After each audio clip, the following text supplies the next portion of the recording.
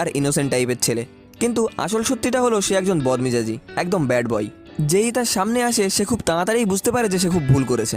আমরা তাকে একটা মারামারির মাঝখানে দেখতে পাই, যেখানে একদল ছেলে তার অনুমতি ছাড়াই তার এলাকায় ঢুকে পড়ছিল।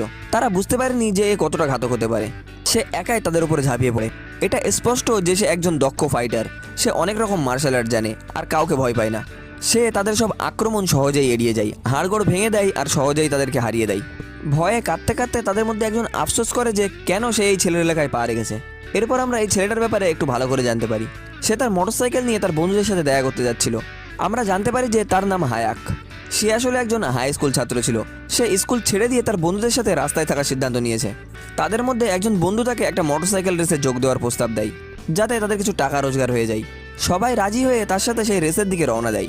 এরপর দৃশ্যটা একটা হাই স্কুলে চলে আসে, যেখানে আমরা একদল বুলির গ্যাংকে দেখতে পাই। সেখানে তাদের লিডারের ডান হাত তাদেরকে নির্দেশ দিচ্ছিল। সে দেখতে খুব ভয়ানক, সবাই তাকে ভয় পায়। কেউ সাহস করে না তাকে বিরক্ত করার, কারণ সেটা করার মানে হলো বাঘের মুখে হাত দেওয়া। হঠাৎ করে তার গার্লফ্রেন্ড সেখানে চলে আসে। তাকে বলে, ওরে আমার খরগোশ সোনা, এখানে কি করছো? হ্যাঁ, এটা আবার কি? যাই হোক, এইটাই বলে ডাকে।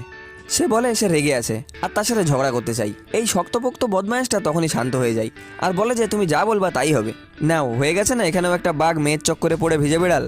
যাই হোক, স্কুল ছুটির পরে একটা বুলি একজন দুর্বল ছাত্রকে বুলিং করছিল। ঠিক সেই মুহূর্তে হায়াক তার বন্ধুদের সাথে সেখান দিয়ে যাচ্ছিল আর ঘটনাটা দেখে ফেলে। বেচারা ছেলেটার জন্য তাদের খুব খারাপ লাগে। হায়াকের বন্ধুদের মধ্যে একজন সাহায্য করতে চাই, কিন্তু হায়াক তাকে আটকে দিয়ে বলে যে থাম, আমরা যদি আজকে একে সাহায্য করি তবে কাল যখন আমরা থাকবো না তখন এই বদমাইশগুলো ওকে আরও বেশি করে টার্গেট করবে। আগে মাথা খাটা, তারপর হাত চালাবি। তার বন্ধুটা তার এই কথাটা চিন্তা করে মেনে নেয়, কিন্তু সেই বুলিটা হায়াককে নিয়ে মজা করতে শুরু করে। ভাবে সে বুঝি ভয়ে পিছিয়ে গেল। এবার তো হায়াকের মাথা গরম হয়ে যায় আর সে তার আসল রূপ দেখাতে মনস্থির করে নেয়। তার বন্ধুরা তাকে শান্ত করার চেষ্টা করে, বলে বস আমাদের উপরে ছেড়ে দাও। তারা বদমাইশগুলোর উপরে ঝাঁপিয়ে পড়ে আর শুরু হয়ে যায় একটা আসল লড়াই। হায়াকের একটা বন্ধু একজনকে সহজেই পিটিয়ে দেয়, কিন্তু অন্য একজন বুলি একটু মাথা খাটায়।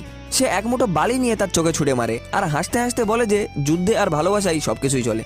বদমাইশটা যখন মারতে যাবে ঠিক তখনই হায়াক তার সামনে চলে আসে।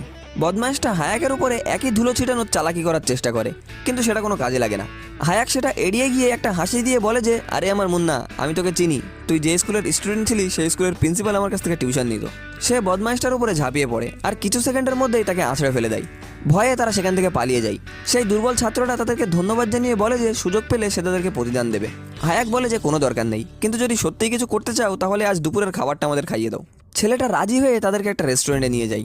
সে তাদের যা ইচ্ছা অর্ডার করতে বলে আর সবাইকে পেট ভরে খাওয়ায়। খাওয়ার পর তারা জানতে চায় যে কেন ওই বদমাইশগুলো তাকে বুলিং করছিল।